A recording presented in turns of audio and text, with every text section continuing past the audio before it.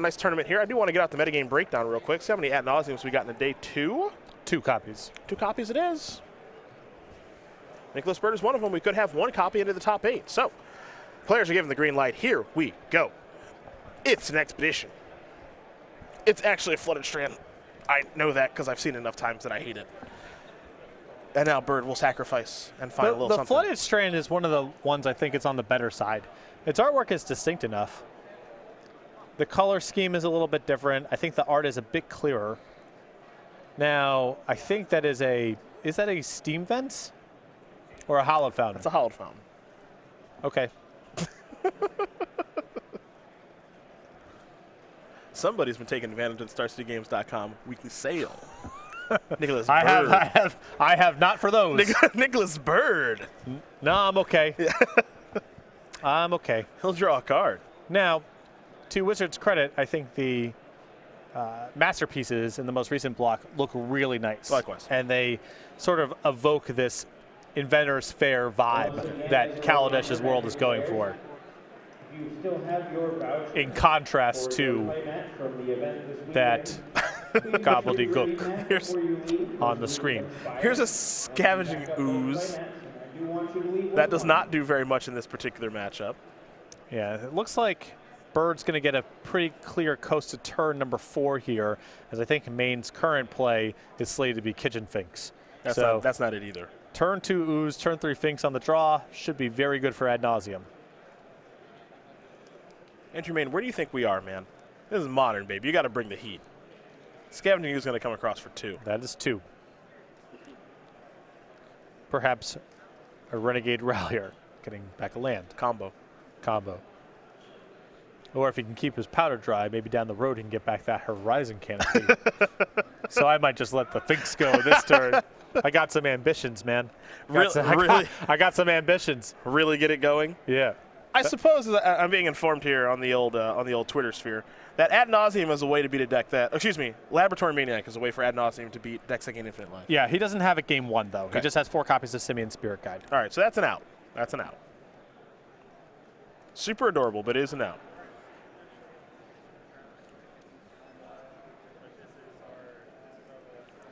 Is it time for the Finks? Oh, yeah. Here we go. Kill this man.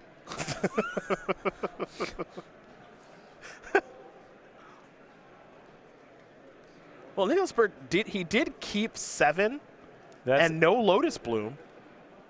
That is a Steam Vents. That's true. Tapped. He's just passing. Viscera Seer in for 5. Pass the turn here. Peer through depths. Been a hot minute. Okay. 2, 3, 4, 5. We'll take a look at Peer through depths real quick. I mean, I remember what it does because I played during Kamigawa Block. Pack Negation, the reveal. Did you know it's arcane? I do. Okay. You could splice Glacial Ray off that or find your Glacial Ray. Look at the top 5 cards of your library. You can reveal an instant or sorcery among them and put it in your hand. The rest go to the bottom of the library. I'm just saying, if we ever return to Kamigawa, which I think is rather unlikely, give me some more Spirit and Arcane spells. I believe that's a Polluted Delta. That's true. You're on it. Yeah, 2 in the list. So at least it could be 1. I'm for sure. I don't know. I'm sure that's a basic swamp. Yeah, that's a swamp. I've got that. Don't worry. 2 Temple of Deceit, a Steam Vents, a Hollowed Fountain, a basic swamp. Pack Negation in hand. Seems like it might be, maybe it's go time. Nicholas Byrd is passionate about this deck. He's loving it too. I'd be passionate about it. Couple foiled Japanese Temple of Deceits. Here we go. Let's move this along. Yeah, Gets Finks Ooze guy over here. 3 red in the pool. Ad nauseum. With ad nauseum in the stack, Angel's Grace. Yeah, this is a beating right there. So the way this works is with the Angel's Grace floating on the turn, means he can't die, so he can draw his whole deck. From there, he can find enough Simian Spirit Guides to cast a Lightning Storm, and he has a bunch of lands in his hand. Counter that. I would pack that. Yeah. I would pack that. That's his last spell here. I think Byrd will packed it, and he's just waiting for the land to be fetched. Yeah, yes. Pack that. That's not going to be a thing. You're not going to backdoor into Seer plus Malira. Not happening. This deck also has Phyrexian Unlife, which is another way for Ad Nauseam to be in the clear. Then you draw your whole deck. Every deck that I play against every kind of deck that I play against Ad Nauseam, I always lose. Every time. And so these Simian Spirit Guides that are, still legal for, whatever reason. Reasons unclear. Unknown reasons. Yep. You allow you to cast this doozy from Cold Snap that I don't actually still know how it works. Well, let's take a look. Let's take a read. Lightning Storm deals X damage to target creature or player, where X is 3+ the number of charge counters on it. Pretty tough to add charge counters to an instant, but you can by discarding a land card. You put two charge counters on Lightning Storm. You may choose a new target for it. Any player may play this ability, but only if Lightning Storm is on the stack. Super easy to understand. Right. Counters for spells that are on the stack. Oddly enough, not design space that Wizards has gone back to since the printing of Lightning Storm. That's correct. So, good target, choosing Andrew Maine. And with a handful of lands, you see he can, probably brawl with anyone who wants to counter back. And you want to try to throw it back? I probably am okay. So he's putting counters on it while it's on the stack, I think. It's not clear because that's confusing. Yes. But I am fairly sure that is what's happening here, and he's got the land ready if you'd like to toss it back. And in spite of Scavenging Ooze and Kitchen Finks, Maine not able to gain enough life to survive the combo. Nicholas Byrd up a game here over Andrew Maine. Ad Nauseam very quickly and easily up a game here over Robson Company. Andrew Maine's going to have to put up a little bit more of a fight. Looks like he's got a couple ways to go about doing that. 3 Tide Hollow Sculler, 2 Distended Mindbender. That's going to be good here. 2 Qasali Pride Mage, 2 Abrupt Decay, an Orzhov Pontiff, a Phyrexian Revoker, and a Fence of the Foremost, a Selfless Spirit, a Fatal Push, and a Maelstrom Pulse. So the 3 Tide Hollow Scullers and the 2 Descended Mindbenders are great for this matchup. A mixture of disruption and pressure, which is something he's really short on game number 1.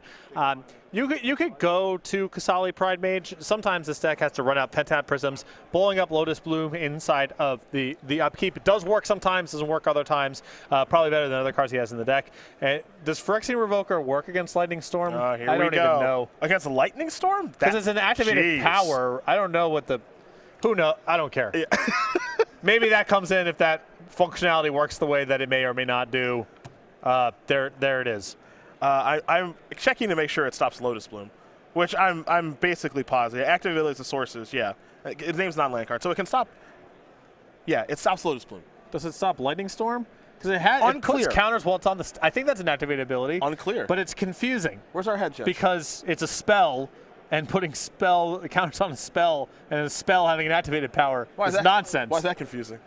Let's go to the Byrd sideboard. All right, let's go to the Birds. let's go to Ad Nauseam board. 4 Leyline of Sanctity, 2 Darkness, 2 Fatal Push, and a bunch of 1-ups here in Damnation, Timely Reinforcements, Pact Negation, Hurkyl's Recall, Lab Maniac, Disenchant, and Echoing Truth. I would go to the Laboratory Maniac in this matchup just to have another possible win condition. The 2 Fatal Pushes and the Damnation make sense to me too.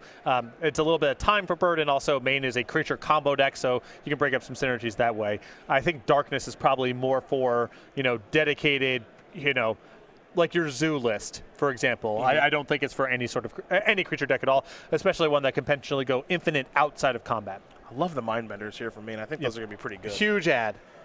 Those are the options there for both players. While they do sideboard, shuffle up, get ready here for game number 2. 1, we're going to try to find out how Lightning Storm works because no one knows. But 2, we know how this works. That's Jacob Baugh. He's an Energy Reserve token because he won our Atlanta Invitational at the back end of 2016 to qualify for our Players' Championship, where he did make a deep run. So congratulations, Jacob, on that. And if you want to get this, Patrick can tell you how. Well, the best way is to come out to the SCG Tour. Anyone who registers for an Open or a Classic gets this token for free when they register. If you can't make it out to the SCG Tour, place an order with StarCityGames.com, $5 or greater, and this token will be shipped with your order. Congratulations again to our Invitational champion, Jacob Baugh. See if maybe he can do a little back-to-back Invitational. We'll see him most likely at the Roanoke Invitational weekend later this year. One of my favorite Lightning Storm stories, I believe, I'm not 100% sure, but I believe it was Grand Prix Phoenix. Okay. Day 2 Cold Snap draft. And Pro Tour champion, Hall of Famer Paul Rietzl was asking a judge, had Lightning Storm, and Day 2 was Cold Snap draft. He's saying, I literally don't understand how this card works. And the judge thinks that, it's Paul. He thinks maybe Paul's trolling a little bit. The judge is not taking it seriously. Known to do. And Paul's, And Paul says, no, I seriously don't understand. The judge explains to him. He says, I still don't understand. And, you know, however many years later, I also still don't totally understand. It's a little confusing. Fortunately, all the times it comes up, it just kills someone, so you don't really have to get into the weeds with the functionality. But it's a head scratcher. A place that you can cast Lightning Storm is 2 weeks from now at our Dallas Open weekend.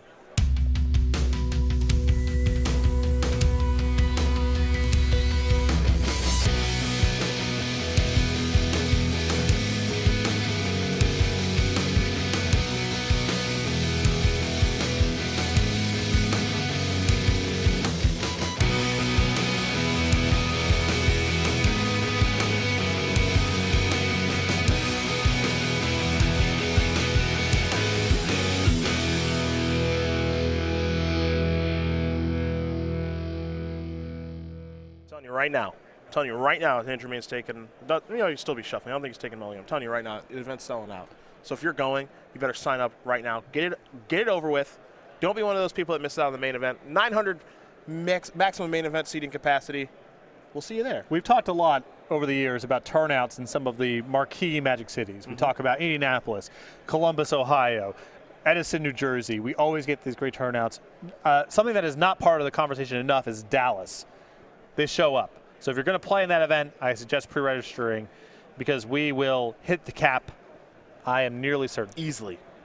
I'm not even slightly concerned. The only thing I'm concerned about is there are going to be some people who want to play and they forgot to register on time. So don't be one of those people. Get signed up. Get ready to cast Lightning Storm? Maybe. Maybe. I'm still not sure totally how it, Andrew Maine's hand doesn't look great. It's confusing. Here's a sleight of hand for Nicholas Byrd. Nicholas Byrd going to take a card. Other card. I see what he did. He did it with hands I didn't. He did it backwards. But one card to the bottom, one card in his hand. We're totally fine. And that's a hallowed fountain, let's call it. That's correct. You're doing good. It made blue mana, so that narrows down the range. It's not dark enough for Fluted Delta. Right. It's not red enough for Steam Vents. And why would anyone play a Breeding Pool? Right. So there you go. Godless Shrine. I think it's Kasali Pride Mage time.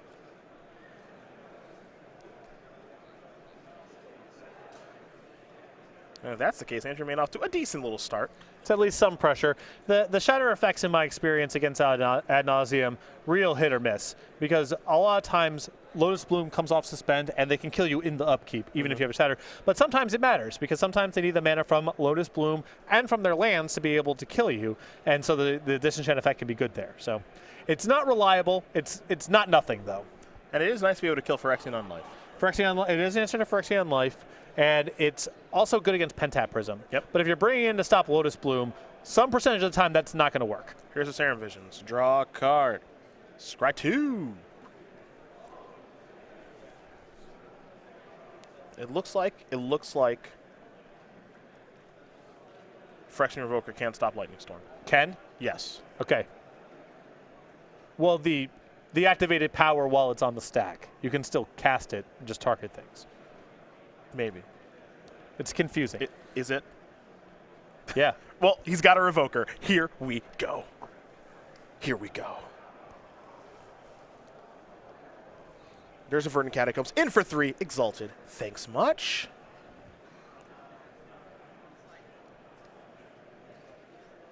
Kind of just want to name Lotus Bloom. Well, I guess he doesn't have one. Probably shouldn't do that. Yeah. All right. I think Andrew's going to go to Revoker, and I can't wait to see what he names. Overgrown Tomb. 3 mana. The Kitchen Stinks. We've seen this song and dance before. Yeah. Wasn't any good last Just curving out. Didn't do too much last go around. Yeah. We need a little disruption, Andrew. Ad Nauseam can beat stuff like this all day. Let's go to Nicholas Byrd.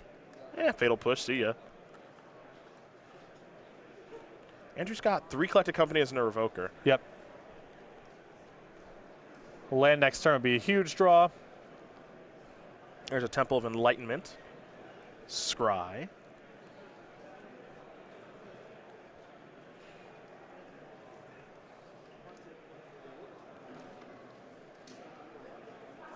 2 mana. Pentad Prism. See, you get it? Yeah, a very good card for Kasali Pride Mage to hit. Yeah, but it's not there anymore, so it can't. Right, because of the Fatal Push. Tide Hollow Sculler. Good draw. Well, it's tough because now he has to choose between the Sculler and the Revoker this turn. It's kind of a painful selection. Yeah, I mean, I think I want to go to my opponent's hand. Yes, I think so. I think so too. He wants to go to the Revoker. I can't wait to see what we name. I would imagine it's the Prism. All right. Pentad Prism it is. Lock it down.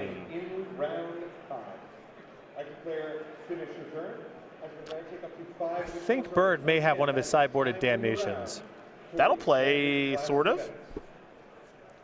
Sort of. Well, gets the Revoker off the table, and then you would have to imagine next turn Byrd would have the resources to do his thing. All right. It leaves the Finks behind, but perhaps you don't care too much about that.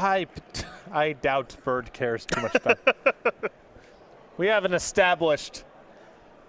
It's 2 more points of damage, man. Right. Maybe you don't understand. It is something. Maybe you don't understand. And it's a little bit of life, which may or may not get him out of Lightning Storm range. Again, it is confusing. Yep. But I'm guessing Byrd not all that worried. Is that a Watery Grave? Yeah. Okay. Yeah. Bang. Promo Damnation. Yep. Now, Damnation, a fine card to make textless. It's evocative, it's simple, it's a callback to an iconic card, all good.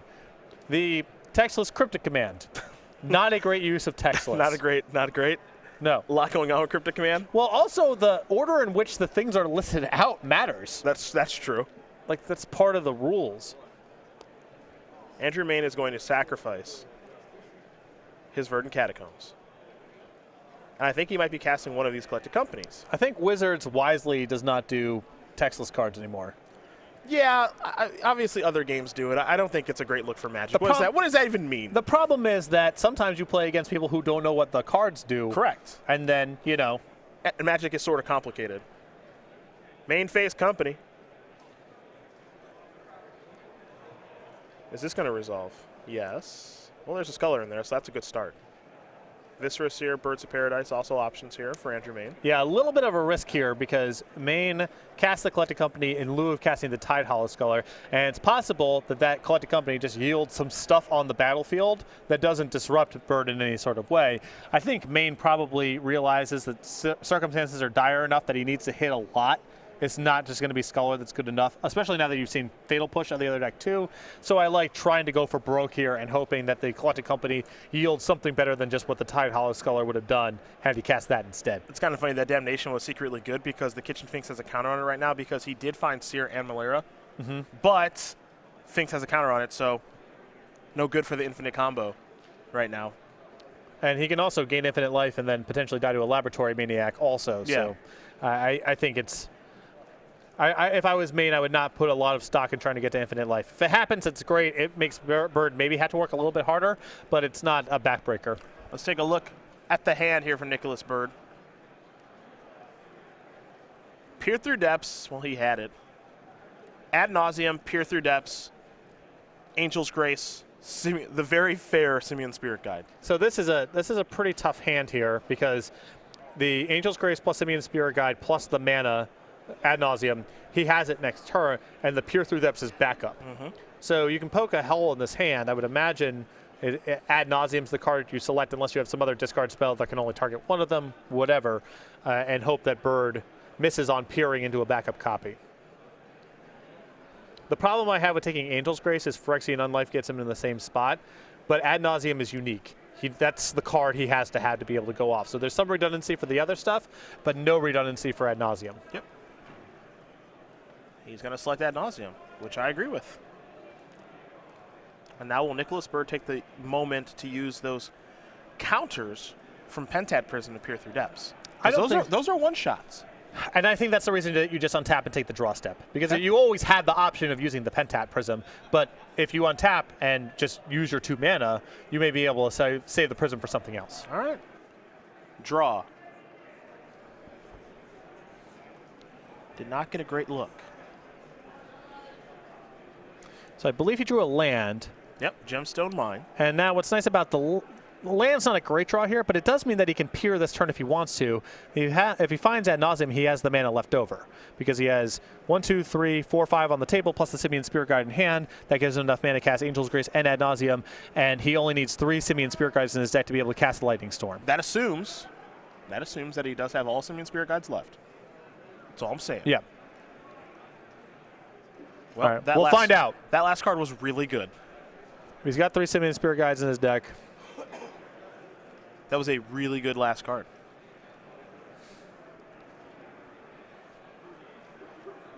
Three, 4, 5. This. Stack it. This. So as long as a Lightning Storm and the 3 copies of Simian Spirit Guide are left in the deck, Byrd wins this turn. Uh-huh. Unless Maine has a lot of lands in his hand, I think it's confusing. Well, Andrew has no lands in his hand, so that won't be a problem. And also, there's an Angel's Grace floating on the turn, so whatever. Nicholas says, I'm going to draw my deck. There's my Lightning Storm. Show me 3 Simian Spirit Guides. 1. 2. 3. You're dead. Pleasure doing business. Hiya.